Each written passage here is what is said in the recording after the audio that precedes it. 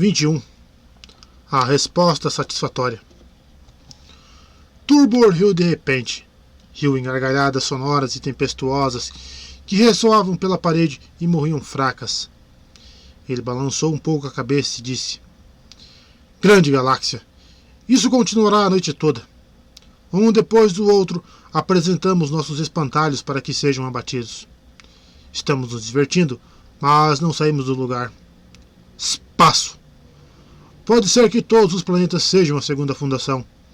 Talvez não tenha um planeta, somente homens importantes espalhados por todos os planetas. E o que importa, se Darrow diz que temos a defesa perfeita? Darrow sorriu, mas continuou sério. A defesa perfeita não é suficiente, Turbor. Meu aparelho de estática mental está longe de ser perfeito e, mesmo que fosse, só é algo que nos mantém no mesmo lugar. Não podemos permanecer para sempre com os punhos fechados, olhando freneticamente para todos os lados, esperando o inimigo desconhecido. Devemos saber não só como vencer, mas a quem derrotar. E há um mundo específico no qual se concentra o inimigo. Vamos logo ao ponto, disse Antor cansado. Qual é a sua informação? Arcádia, disse Darrow. Me enviou uma mensagem e, até recebê-la, eu não tinha visto o óbvio. Provavelmente nunca teria visto, mas era uma mensagem simples que dizia: um círculo não tem fim. Estão vendo? Não, disse Antor com teimosia, e obviamente ele falava pelos outros. Um círculo não tem fim, repetiu Moon pensativo e sua testa se enrugou. Bem, disse Darrow impaciente, ficou bastante claro para mim. Qual é o fato absoluto que sabemos sobre a segunda fundação, hein? Vou contar.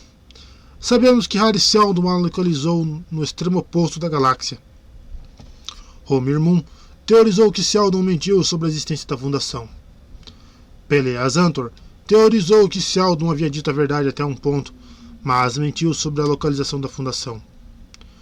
No entanto, eu digo que Halley Seldon não mentiu em nada, que ele falou a verdade absoluta. Mas o que é a extremidade oposta?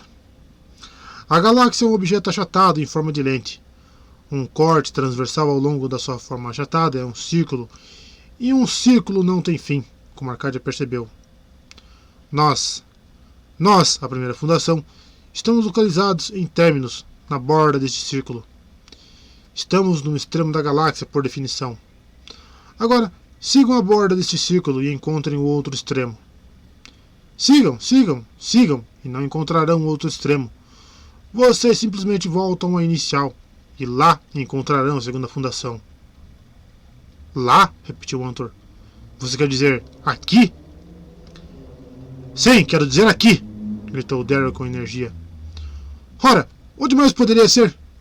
Você mesmo disse que, se os membros da segunda fundação fossem os guardiões do plano Seldon, era improvável que se localizassem no chamado outro extremo da galáxia, onde estariam isolados demais. Você achou que a distância de Calgon era mais sensata. Eu digo que isso é ainda muito longe. Em uma distância, algo muito mais sensato. E onde estariam mais a salvo? Quem procuraria por eles aqui? É um velho princípio que o lugar mais óbvio é o menos suspeito. Por que o pobre Eblimis ficou tão surpreso e paralisado por sua descoberta da localização da segunda fundação? Lá estava ele, procurando desesperadamente por ela para avisá-la da chegada do mulo. Só para descobrir que o mutante tinha capturado as duas fundações de um só golpe. E por que o próprio mulo fracassou em sua busca? Por que não? Se alguém está procurando por uma ameaça inconquistável, dificilmente iria olhar entre os inimigos já conquistados. Então, os mestres da mente, em seu tempo livre, poderiam montar seus planos para deter o mulo e conseguiram. Oh, é absurdamente simples. Porque aqui estamos nós com nossos planos e esquemas, pensando que estamos mantendo o segredo, quando, o tempo todo, estamos no próprio coração e núcleo da fortaleza do inimigo. É engraçado. Antor não tirou o ceticismo do rosto. Você honestamente acredita nessa teoria, Dr. Darrow? Eu acredito honestamente nela. Então, qualquer um dos nossos vizinhos, qualquer homem que passa na rua, pode ser um super-homem da segunda fundação, com a mente dele espionando a nossa e sentindo o pulso dos nossos pensamentos? Exatamente. E nós tivemos a permissão de continuar todo esse tempo sem sermos molestados? sem sermos molestados? Quem disse que não fomos molestados? Você mesmo mostrou que Moon foi alterado.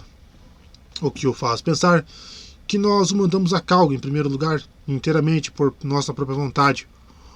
Ou que Arcadia nos ouviu e o seguiu por sua vontade própria? Ah, nós fomos molestados sem parar, provavelmente, e no final, por que deveriam fazer mais do que fizeram? É muito mais benéfico para eles nos enganar do que apenas nos deter. Antor se enterrou na meditação e emergiu de lá com uma expressão insatisfeita. Bem, então eu não gosto disso. Sua estática mental não vale um pensamento. Não podemos ficar em casa para sempre e, assim que sairmos, estamos perdidos. Com o que agora achamos que sabemos. A menos que você consiga comprar uma pequena máquina para cada habitante da galáxia. Sim, mas não estamos tão desprevenidos, Antor. Esses homens da segunda fundação têm um sentido especial que nos falta. É a força deles e também a fraqueza. Por exemplo, há alguma arma de ataque que seja eficiente contra um homem normal, com visão, mas que é inútil contra um cego? Claro, disse Moon rápido. Luz nos olhos. Exato, disse Daryl. Uma boa e forte luz cegante. Bem, e daí? Perguntou Turbor. Mas a analogia é clara. Tem um aparelho de estática mental. Ele cria um padrão eletromagnético artificial, o que, para a mente de um homem da segunda fundação, seria como um raio de luz para nós. Mas o aparelho de estática mental é caleidoscópico. Ele muda de modo rápido e contínuo, mais rápido do que a mente receptora pode seguir. Certo, então pense em luz piscantes do tipo que nos daria dor de cabeça se continuasse por muito tempo. Agora, intensifiquem a luz ou o campo eletromagnético até cegar e se tornar uma dor insuportável. Mas somente para aqueles com o sentido apropriado, não para os insensíveis. Sério? Disse Antor, começando a ficar entusiasmado. Você já testou? Em quem? É claro que não testei, mas vai funcionar. Bem, onde estão os controles do campo que cerca a casa? Gostaria de vê-los. Aqui. Daryl enfiou a mão no bolso. Era uma coisa pequena, pouco sobressaindo no bolso. Ele entregou o cilindro negro para o outro. Antor o inspecionou cuidadosamente e deu de ombros. Não me diz nada olhar para isso. Diga, Daryl, o que não devo mexer? Não quero desligar a defesa da casa por acidente, sabe? Não vai, disse Daryl indiferente. Este controle está travado. E apertou um botão que não fez nada. E o que é essa alavanca? Ela muda a taxa de variação do padrão. Aqui, essa varia a intensidade. É ao que estou me referindo. Posso? Perguntou Antor, com o dedo na alavanca de intensidade. Os outros estavam ao redor. Por que não? Deu de ombros Daryl. Não irá nos afastar. Não irá nos afetar. Devagar, quase com dor, Antor girou a alavanca, primeiro em uma direção, depois em outra. Turbor estava com os dentes cerrados enquanto Moon piscava os olhos rapidamente. Era como se estivesse afiando seus equipamentos sensoriais inadequados para localizar esse impulso que não poderia afetá-los. Finalmente, Antor deu de ombros e jogou a caixa de controle de volta para Daryl. Bem, suponho que possamos acreditar em sua palavra, mas é certamente difícil imaginar que qualquer coisa aconteceu quando eu girei a alavanca. Mas, naturalmente, Peleas Antor, disse Daryl com um sorriso. Aquela que eu lhe entreguei era falsa. Veja, eu tenho outra. Ele abriu o casaco e mostrou uma réplica da caixa de controle que Antor havia investigado, pendurada em seu cinto. Veja, disse Daryl, e com um gesto, girou a alavanca de intensidade para baixo, para o máximo. E com um grito inumano, Peleas Antor caiu no chão. Ele rolava agonizante. Ficou branco, os dedos agarrando e arrancando inutilmente o cabelo. Moon ficou de pé para evitar o contato com o corpo retorcido, e seus olhos mostravam todo o horror que sentia. Semic e Turbor eram como um par de moldes de gesso, duros e brancos. Daryl, sombrio, girou a alavanca novamente, e Antor se agitou mais uma vez ou duas vezes e ficou parado. Estava vivo, a respiração fazendo o corpo estremecer. Levante-no até o sofá, disse Daryl agarrando a cabeça do jovem. Ajude-me aqui. Turbor pegou os pés. Eles poderiam estar levantando um saco de farinha. Depois de longos minutos, a respiração ficou mais calma e os olhos de Antor piscaram e se abriram. Seu rosto estava terrivelmente amarelo. O cabelo e o corpo estavam molhados de transpiração. E a voz, quando falou, era rouca e irreconhecível. Não, ele murmurou. Não. Não faça isso de novo. Você não sabe. Você não sabe. Oh. Era um longo e trêmulo gemido. Não vamos fazer de novo, disse Darrow. Se você nos disser a verdade. É um membro da segunda fundação? Preciso beber um pouco de água, pediu Antor. Vá buscar, Turbor, disse Darrow, e traga a garrafa de uísque. Ele repetiu a questão depois de tomar um trago de uísque e dar 2 copos de água para Antor. Algo pareceu relaxar no jovem. Sim, ele disse cansado. Sou membro da segunda fundação. Que está localizada, continuou Darrow, em Terminus. Aqui? Sim, sim. Você está certo em todos os aspectos, Dr. Darrow. Ótimo. Agora explique o que aconteceu nos últimos 6 meses. Conte-nos. Eu gostaria de dormir, sussurrou Antor. Mais tarde, fale agora. Um suspiro trêmulo, depois palavras baixas e corridas. Os outros se inclinaram para captar o som. A situação estava ficando muito perigosa. Sabíamos que Terminus e seus cientistas físicos estavam se interessando por padrões de ondas cerebrais e que o tempo estava maduro para o desenvolvimento de algo como um aparelho de estática mental. E havia uma inimizade crescente em relação à segunda fundação. Precisávamos parar isso, sem arruinar o plano Seldon.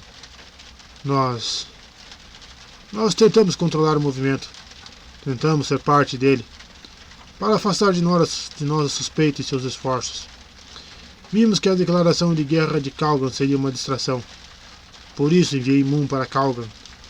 A suposta amante de Stettin era uma de nós. Ela garantiu que Moon fizesse as jogadas apropriadas. Calha, gritou Moon, mas Darrow mandou que fizesse silêncio. Antor continuou sem prestar atenção na interrupção. Arcádio seguiu. Não tínhamos contado com isso. Não podemos prever tudo. Então Calha manobrou para Trantor para evitar interferência. É tudo, exceto que perdemos. Você tentou me fazer ir para Trantor, não? Perguntou Darrow. Antor assentiu. Precisava tirá-lo do caminho. O seu crescente triunfo mental era evidente. Estava resolvendo os problemas do aparelho de estática mental. Por que não me tentou controlar? Não podia. Não podia. Tinha minhas ordens. Estávamos trabalhando de acordo com um plano. Se improvisasse, teria estragado tudo. O plano somente prevê probabilidades. Sabe disso, o plano Seldon. Ele falava de forma angustiada e quase incoerente. Sua cabeça girava de um lado para o outro, com uma febre que não diminuía. Trabalhamos com indivíduos, não grupos. Poucas probabilidades envolvidas, perdidos. Além disso, se eu o controlar, algum outro inventará o aparelho. Inútil. Precisava controlar os tempos, mais sutil. O plano do próprio primeiro orador. Não conheço todos os ângulos, exceto. Não funcionou.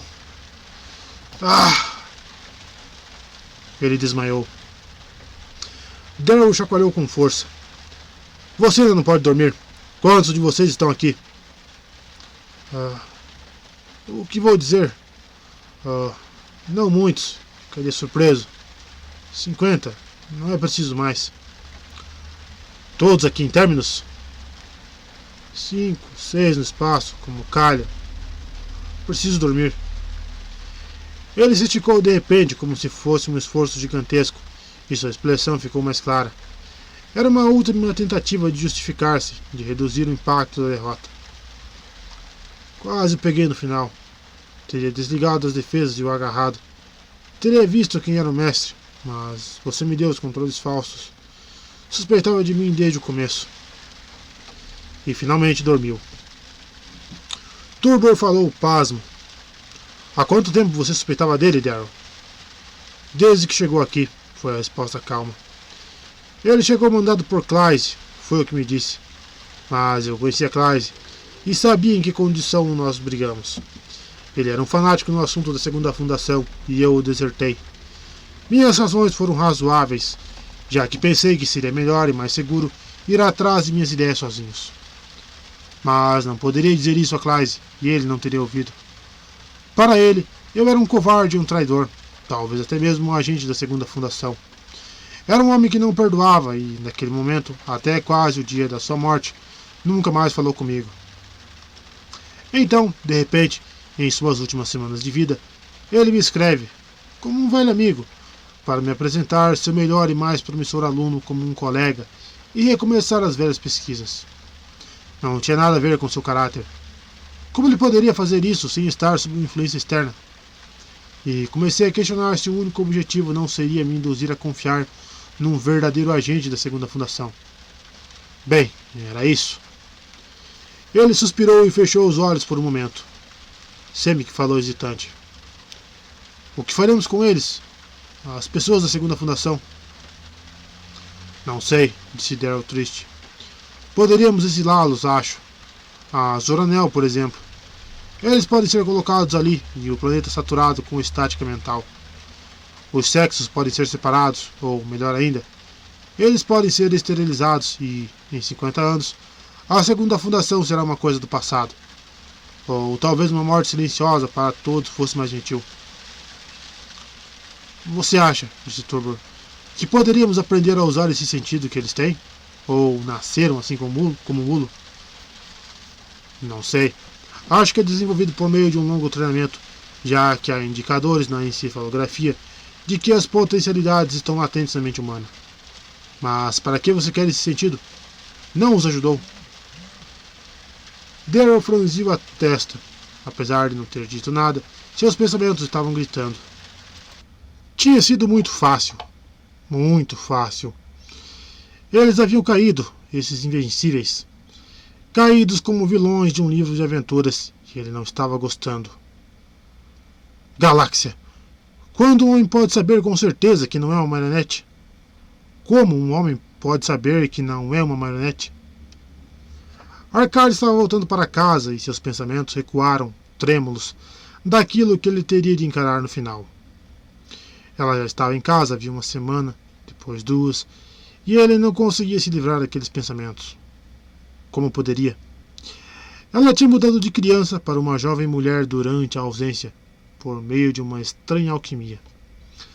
Ela era a ligação dele com a vida, sua ligação com um casamento agridoce que durara pouco mais que a lua de mel.